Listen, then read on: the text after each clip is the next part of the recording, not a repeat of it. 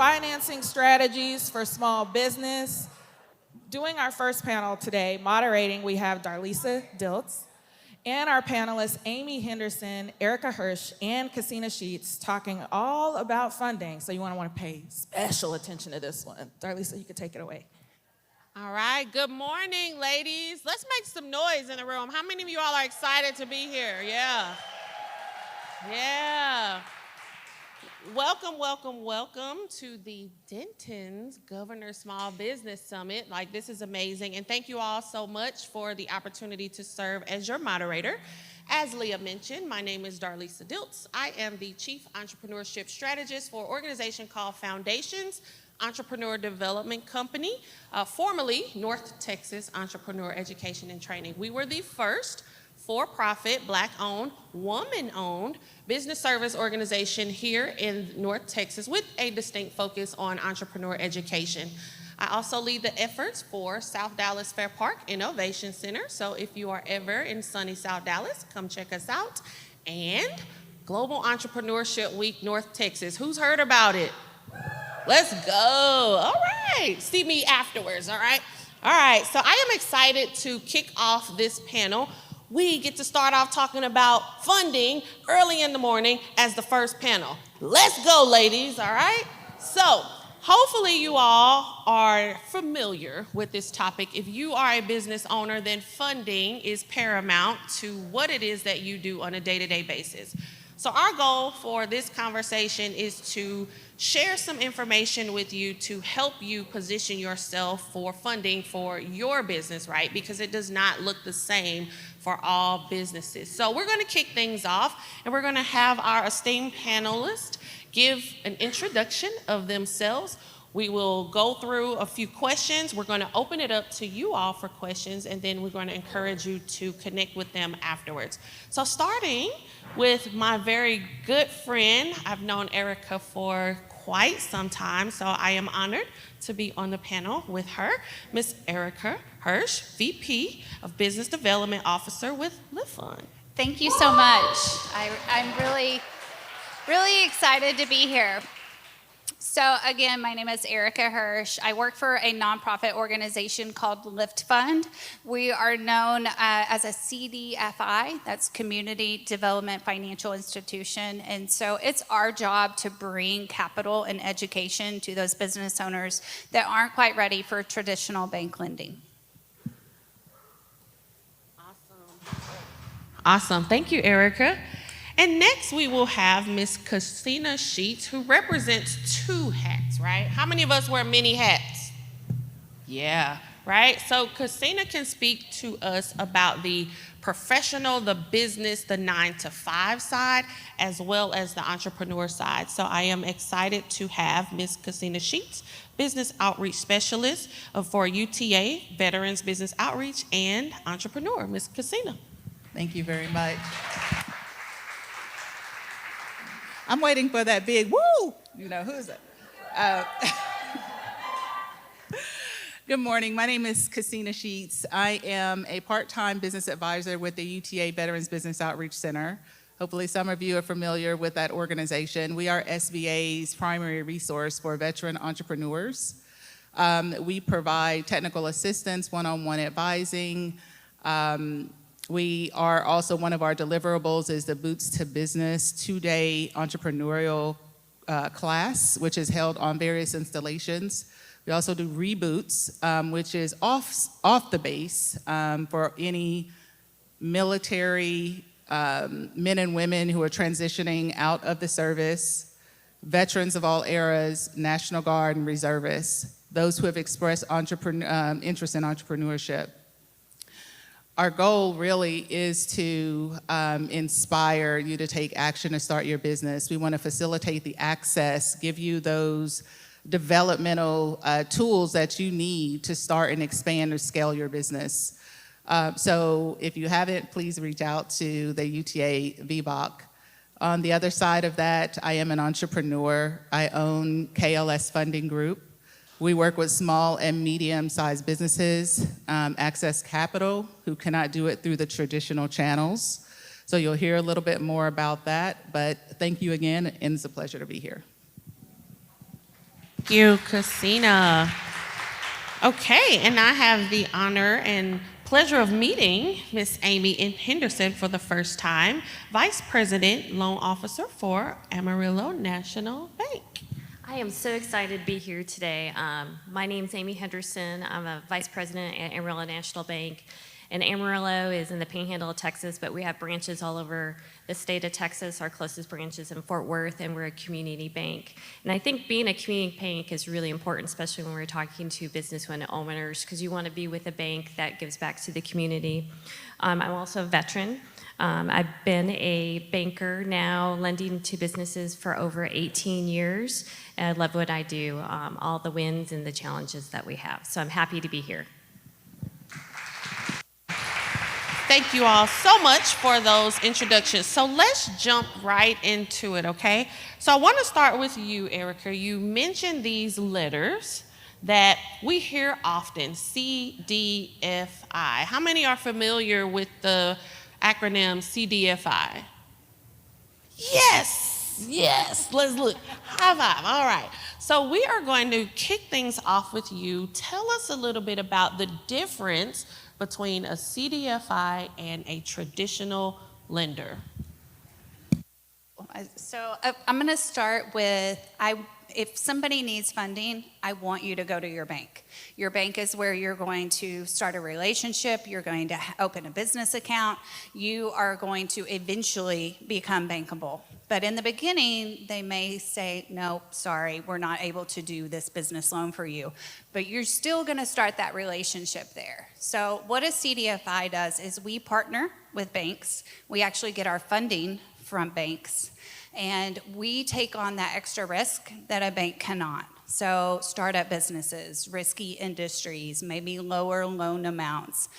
In addition to lending, we are here to do free business assistance and education. So we do events like this, webinars, one-on-one business advising as well.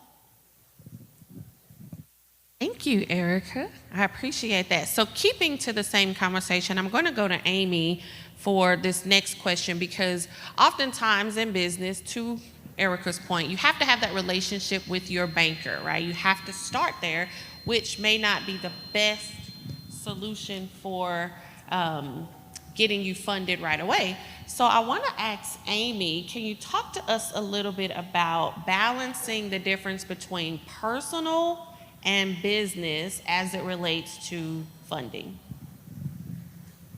You know, in the beginning, when you have a business idea and you decide to launch it, you know, there's a lot of good resources you want to go to, like LiftFund, and there's the Small Business Development Center and the UT. There's a lot of different services out there. But the easiest way to just kind of get started is doing a DBA. And then as you're a DBA, you're still considered a consumer lender, a consumer borrower, or a consumer on the retail side. You really don't become a business customer until you create that entity and have a tax ID number. And so in the beginning, as you have your business, you're starting it, everything is under your personal social security number, so you really haven't developed that business credit yet until you have an entity and then you start opening those business accounts. Does that answer your question? Sure, yes.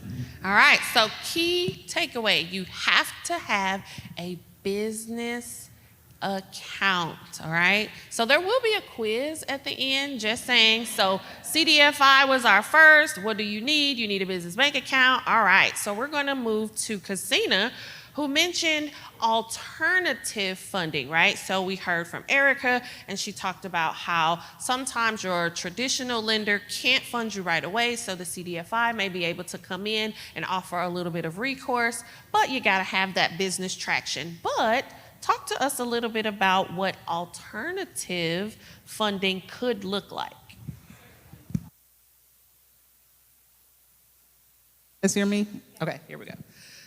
Well, you've heard about the CDFI, you've heard about someone from the banking financial institution, but what happens when you can't get funding from either sources? So there are alternative opportunities for you to fund your business. Some of you may have heard of these. Some of you, it's either you like it or you don't, but it is a financial solution potentially for you. One of those is a revenue-based type of funding where you can get finance just based upon the sales of your business. Now, let me back step a little bit, because if you don't fit the criteria of your bank, credit score, the industry, time in business, that's when you would seek out an alternative source. And so from the revenue base, from inventory financing, meaning that you have, you're looking to get finance but on the inventory of your distributor or manufacturer. There's AR financing. You can finance on your receivables, right? So there's factoring. Factoring means there's a factor lender out there who will give you about 80 to 90% of the value of your receivables or your invoices. And so those are just some of the short end, the short list.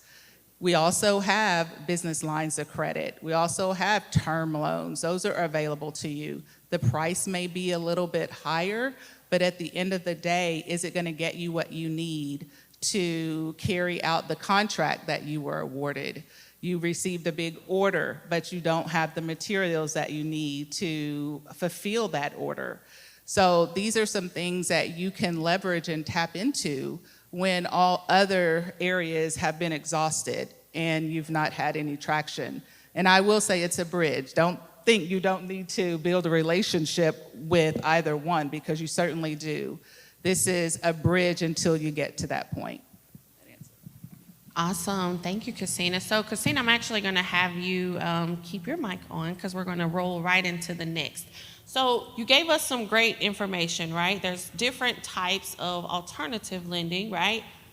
What are some of the challenges, though, with going the alternative route versus fundamentally and foundationally kind of preparing for the traditional route? Some of the challenges of alternative is, of course, you have, and let me know if I'm going in the right direction, but there are, just like in any other industry, there are lenders who are looking to gouge. So you want to make sure that the pricing is going to work for you, right? What that end goal is. That's one of the challenges. I don't see alternative really as a challenge if you know how to use it wisely. I see it as an opportunity for success.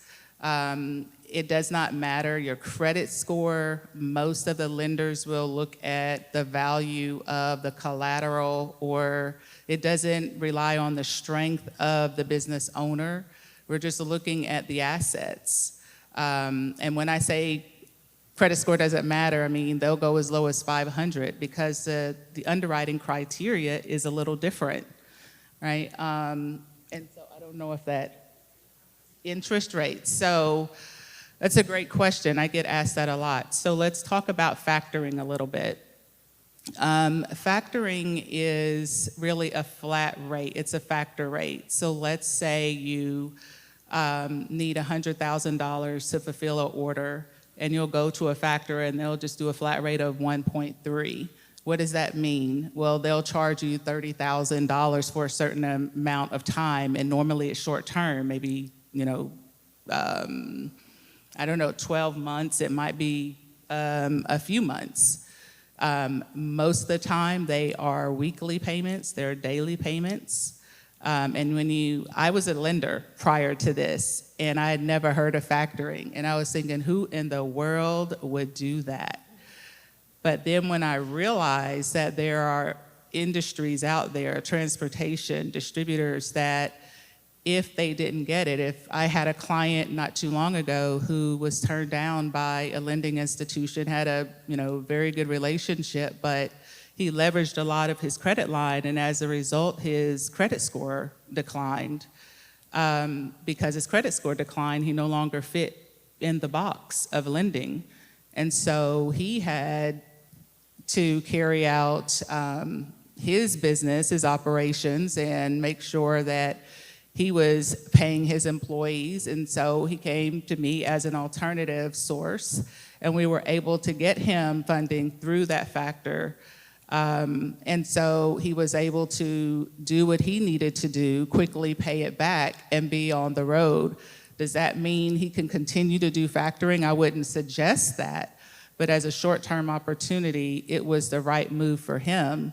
And so as he pays off his line, pays off his credit cards, his credit score is going to increase, and therefore he can go back to the traditional banking, which has by far the best rates and terms available. Thank you. Thank you for giving us that. So I'm going to come back to you, Erika. So we've heard from Kissena about, some of those challenges, right? And I kind of want to stay in that conversation because we do hear a lot of misconceptions as it relates to lending, right? So can you talk to us a little bit about some of the misconceptions we hear today about the process for approaching and accessing loans? Sure. I will give a warning. The process is for us is very similar to a bank, but we are a little bit more flexible and our requirements are less stringent. Given that, the process is still the process, right? And so it's very document heavy.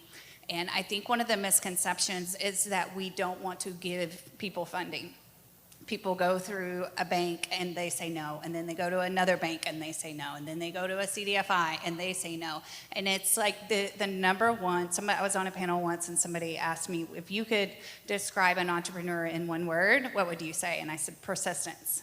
Because you have to believe in yourself, because there's gonna be somebody that says yes eventually. So that's one of the misconceptions. My goal is to get you funding. I'm here to be your advocate, and so if we are honest and we are team members up front, I think that's very helpful.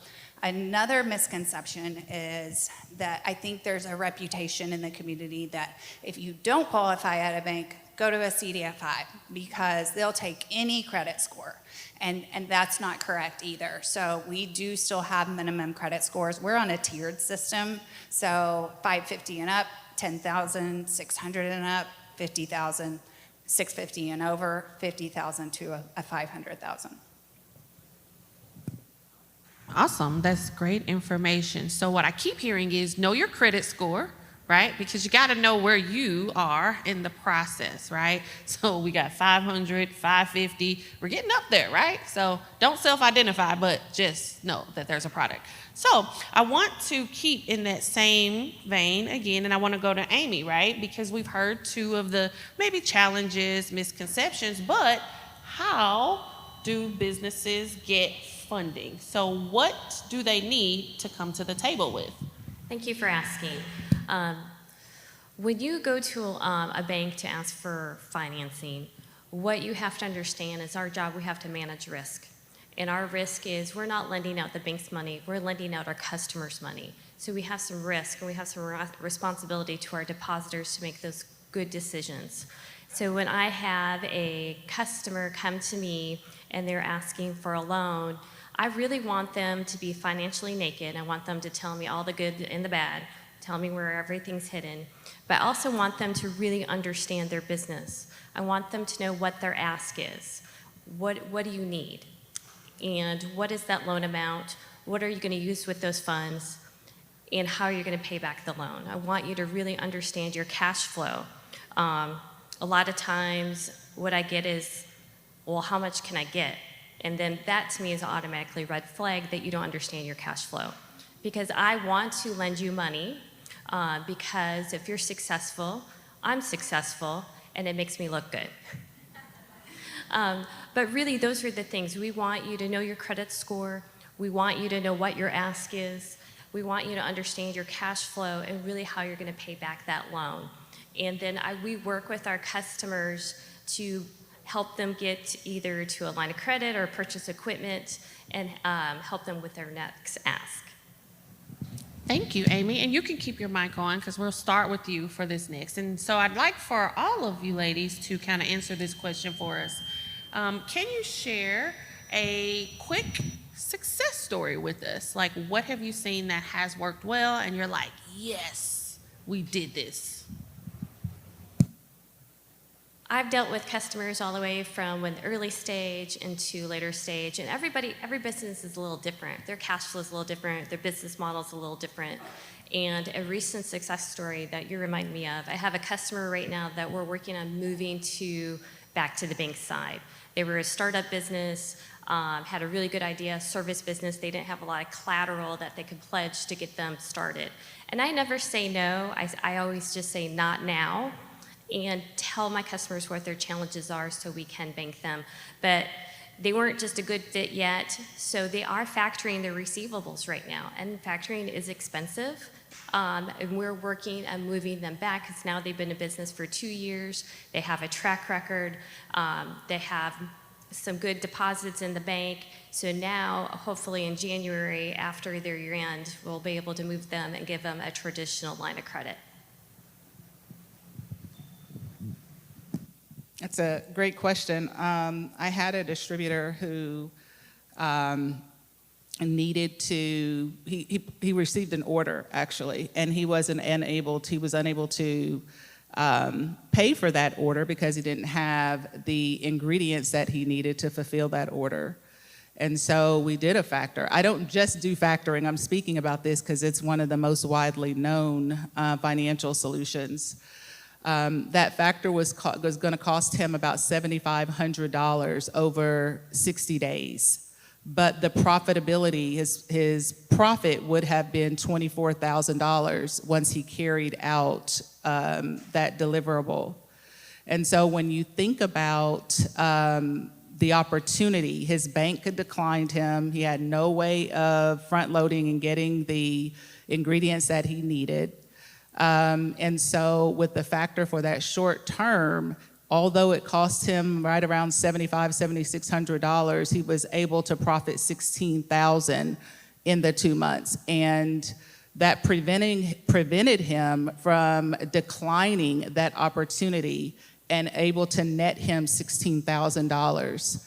So like I said, every client, every industry, every business is different. So when you look at these alternative sources, as I mentioned, have a game plan. And one of the things that I do with my clients is I sit down and advise them, if you get this money, this is what I would recommend how to utilize it so that you don't end up with a negative cash flow and not able to carry out anything else when it comes to the operations of your business. So that's one of the most recent success stories that I had. I have so many because when the business owners finally get to me and just being able to be a small part of that success and that yes is overwhelming. It is my favorite thing to do is work with business owners. So, but I will give you one example. So we had a ice cream cart business that came to us, and she was renting a cart for $200 a week, and she wanted to buy a cart for $800. Very small loan for us. Our average loan size is about $40,000, but it was a no-brainer. Like, you only want to borrow $800. So we did that. She came back about 6 months later, wanted to open a storefront, an ice cream store. So we gave her the loan to be able to lease a space, get some furniture, fixtures, inventory, working capital. And then she came back and wanted to purchase the building that she had leased. And at that point, most of the borrowers that come to us are usually like a one-time loan. And then go to the bank. So we told her, hey, go to the bank. Banks love real estate as collateral, right? And so to see her start from this ice cream cart to purchasing her own real estate, very rewarding. Awesome. That is an amazing story, right? That stepstone. So, Erika, you kind of said something. You were like, one word to describe entrepreneur. which in my mind, I'm like sick because if you think about it, no, I'm just playing. Entrepreneurship is great. But so rapid fire style, before we open it up to a few questions to the audience, if you all can just kind of give one word or phrase that would sum up your experience with working in your field. Ooh, they didn't know that was coming. And so prepare your questions, because after they give us their rapid fire response, we're going to open it up so that you all can ask these amazing ladies some questions. So go for it. Say support.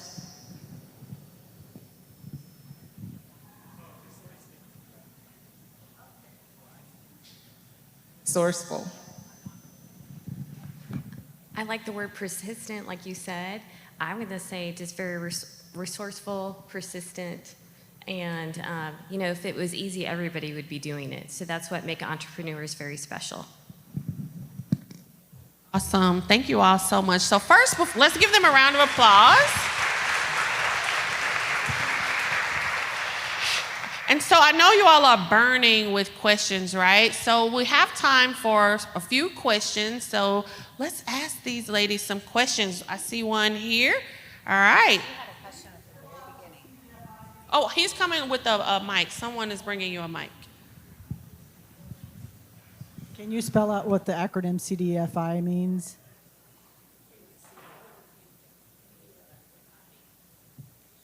CDFI means Community Development Financial Institution. And so this is a certification from the United States government that we are a mission-based lender. We are there to help those businesses that have been underserved historically. As a disabled veteran, I just received my LLC. Sorry, could you do me a favor? Could you stand up? Because we can't really hear you. So, okay, there we go. As a disabled veteran, I just received my LLC for free thanks to the great state of Texas. So I was wondering, because I don't have to pay taxes for the first 5 years, but will I still need to develop a tax ID? Absolutely. If you organize or formed your business through the Secretary of State, you'll still need to go to the IRS and submit for your tax ID. Yes, you definitely will need to do that. And then And once you have your tax ID number, then you can go to any financial institution and open up a business account. So that way, when you start, making money, you can put it into that account. You said to know your credit score. Are you talking about personal credit score or the business credit score? Ooh. Great question. Great question. Okay, I'm not a lender, but I'm going to say, what's a business credit score? I don't know what a business credit score is either. I know that it's very expensive to pull and report to business credit, and the owner is the business. And so we are pulling personal credit. I can kind of answer that. So business credit is where you're building your business credit score on the strength of the business. So you've heard of Dun & Bradstreet, you've heard of Experian credit bureaus, Equifax Business Credit Bureau. So those they're modeled a little differently than your personal credit. It's really about your business only, not the strength of you as the business owner, but the strength of your business. Now, DNB and some of, I think it's Experian, go up to 100, where your personal credit score goes up to 800 or 850. And then you have, and the way that you build it is some financial institutions will report to the business credit bureaus. You can ask them which ones will do that. And then also some of your suppliers. So if you have suppliers that you are purchasing from, some of those will report. Now, I know that they will report if you don't pay, and you'd never want a negative business credit score, because I know some financial institutions will look into that. And so there are quite a few businesses who are utilizing their business credit when they can't get funding on any level. And so they start reaching out to different vendors and start building up that business credit that will ultimately allow them to get the funding they need at whatever point in their business. So hopefully that clarifies your question. But you're saying that most of you guys do go on our personal credit. We look at our customers globally. So we look at the strength of the business, and then we also look at the business owner also. So we look at what we call it all together, because we really want to see, you can have really good cash flow, but at the end of the day, are you paying your bills? And if you have a low credit score, we really don't want you taking the cash out of the business to supplement something that's going on in you personally. So we want you to have good credit score, which is also gives us an idea of what your character is. And at the end of the day, good character pays bills. So you can have a great credit score and have that, but we're looking at your character. And then also on business credit, when you're applying for with a new vendor, that vendor will reach out to your personal bank and ask about how you repay back your loans with that bank also. So that helps with your business credit. So I challenge you to look at it as business credibility versus business credit. Is that fair? All right, Brian. Yeah, so my question is more so like, what will make you like a good candidate to get like a small business loan? And like kind of more of your long term, where it's something that will be more feasible for small business owners to be able to pay things in a long term versus, line of credits, which, they're more accessible, but obviously way more expensive. So kind of what is like the perfect, what can we shoot for to become that, let me lend you money, like a good, candidate for a small business loan, or in general as a going to your banks. I personally owned restaurants, and we know that restaurants tend to be on the high risk. So it's kind of, you get turned down pretty fast when it comes to loans. So what is it that we would be, what is it that we should work on to be a good candidate for it? I think really know your numbers. So, and really know what your ask is. So if you're feeling, if you need some more inventory, or if you're growing and you need some more working capital, really know what your ask is, and be prepared when you go into a bank or even seeing Erika.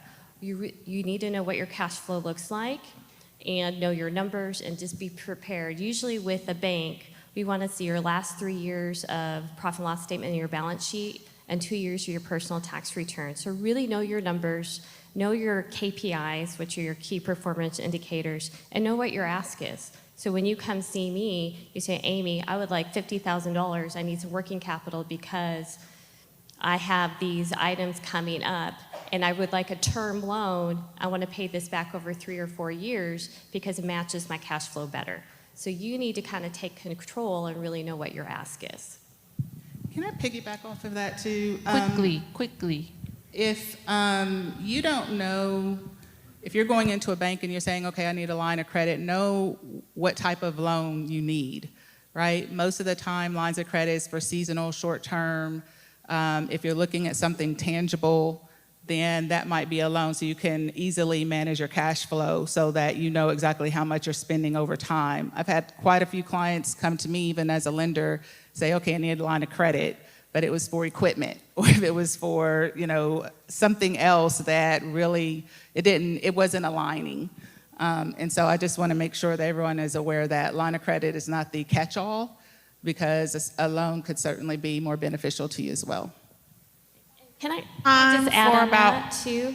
With you, it's okay to call your banker and say, this is what I'm feeling, and I need some help with that too, because we want to walk alongside of you. It's just not one-sided. So we definitely want to build up that relationship with you. Thank you. We have time for about 2 more questions. So here, and then if we could, Brian, I see one way in the back by the stairs, if we could get her. Hello, everyone. I just had I wanted to make this clarification because I didn't want anyone to leave with some misinformation. To the young lady who served and got her LLC filing, I know you were somewhere in this area. There you are. First of all, thank you for your service. Absolutely. Yes, absolutely. And if you are a veteran, that's one thing. You can, if you haven't already formed your business, you can, through the Texas Veteran Commission, get the $300 filing fee waived through the Texas Secretary of State's office. Alongside that, you mentioned the 5 years of no tax. There's a caveat to that. So I don't want you to go to jail, so I'm going to clarify that. You do have to pay taxes. However, you are exempt from the franchise tax for the first 5 years following your filing. That only applies to businesses accruing $2.4 million so annually. So most businesses, I hope that you're not exempt. I hope you are making more than that. But if that's only for the first 5 years for the franchise tax, you still do have to pay sales tax. And that's also to the state of Texas, not federally. So you still have to pay federal taxes as well. I just wanted to make that clarification. I didn't want anyone to leave the governor's office event saying, I don't have to pay taxes, and then looking at me. Anyways, thank you. Thank you for that clarification. So while Brian makes his way to the young lady in the back, I'm going to encourage all of you all that still have questions. Our panelists will be here. Please reach out to them, ask them specific questions, get their contact information. If you're on LinkedIn, connect with them on LinkedIn. But Brian, we're going to go to you here for our question in the back. Could you please stand up for us? Hi, I just wanted to pick back off the lady in the front.